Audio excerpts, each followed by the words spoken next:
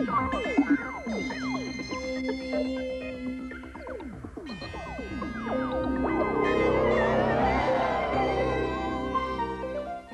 in a few minutes, we're about to show our first feature film of the weekend, Doctor Who and the Daleks. Peter Cushing is the Doctor and Roy Castle played the science teacher. But the real stars are the Daleks, seen for the first time in colour and spraying a noxious white gas. With me now is Jennie Linden from the film Doctor Who and the Daleks. She was one of the Doctor's companions. Jennie, tell us a little about yourself in the film. Well, I was the eldest grandchild in the film of Doctor Who, and there was a little girl, Roberta Tovey, who was the youngest grandchild. Roy Castle was my boyfriend, and it was brilliant casting with Roy, because he's a great variety star, as you know, and he was to bring a little bit of humour to the film, which is slightly different from the BBC thing. Looking back now, do you think that Peter Cushing makes a good Doctor Who? Oh, yes, very good. He was very bumbly, very eccentric. And again, slightly humorous. There was a sense of the realisation of one's own ridiculousness. Can't speak, it's a bit late. In that film, and it was the first time that the Daleks were on the big screen, and they were in colour, so it really was rather newsy when it was made. Did you find it frightening to work with the Daleks, having seen them on the TV series? Well, they were meant to have flames coming out of them, and they didn't. They had foam, because it was a film that was eager to get a U certificate. It's going to be shown to children, and so everything in it was non-violent, really. It was all, there was a group of people on a planet called the Thals, and they were pacifists. And Doctor Who was unarmed. The whole thing was really rather nice. It wasn't actually a violent film in any way. It was well, we're all looking aimed at the forward kids. to seeing the film. Tell me very quickly, do you have a favourite Doctor Who from the TV series? Oh, no, they're all different. They're all marvellous. Yeah, that's what we think too. That's why we spent the whole weekend featuring them. Thanks very much for joining us, Jennie. OK, thank you. Well, I'm pleased to have with us now one of the key writers in the Doctor Who series, Mervyn Haisman, who wrote many episodes of Doctor Who in the early days, including the ones that introduced those favourite monsters, the Yetis. Now, it's a pity there wasn't a Yeti film, Mervyn, isn't it? Yes, indeed, very much so. Tell me about your two stories about the Yeti in the 60s. Well, I wrote them with Henry Lincoln, and we happened to know that Pat Troughton was very anxious to get back to Mother Earth. And so we came up with the idea of a monster that people knew about, a creature that people knew about, but had never actually seen.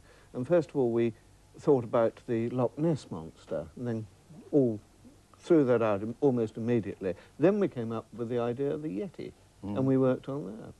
And is the fact that the second story, The Web of Fear, came so quickly after the first because of their sheer popularity? Yes, yes.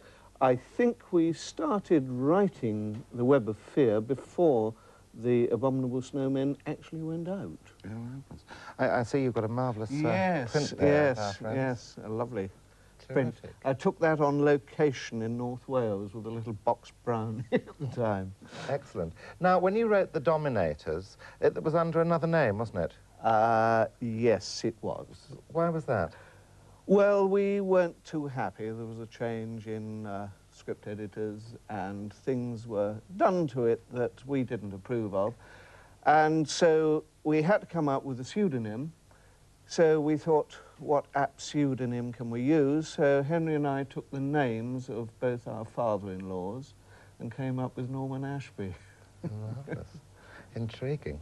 Well, after the break, the first Doctor Who film from the 1960s, made by Amicus Films. This remake for the big screen of the TV story The Daleks stars Peter Cushing as the Doctor, with Roy Castle and our guests Jennie Linden and Roberta Tovey. It was the first time in any medium that Doctor Who was seen in colour. So stay tuned for the movie Doctor Who and the Daleks.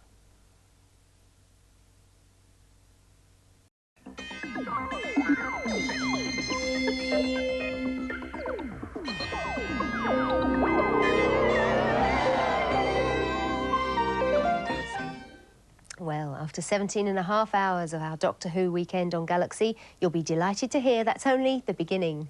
Yes, we've seen some very old footage, some rare stories that haven't been shown for 25 years, and even found a couple of episodes of Yeti stories, a treat indeed, as most of that series had been wiped. And remember, this is only the start. Later this morning at 9 o'clock, we start another day in the Doctor Who vaults, dusting off old tapes and talking to more people who had a hand in creating the science fiction classic that Doctor Who has become. We blast off with a war game story, and as the day continues, we show the Dominators, the Mind Robber, and a real favourite, the Three Doctors, when the first three Time Lords, William Hartnell, Patrick Troughton and Jon Pertwee, got together in one story. We have a half-hour special celebrating the technology and design features that made Doctor Who so original. So, Whovians, time travellers and all viewers in the galaxy, join us here Sunday at 9 a.m. Bye for now.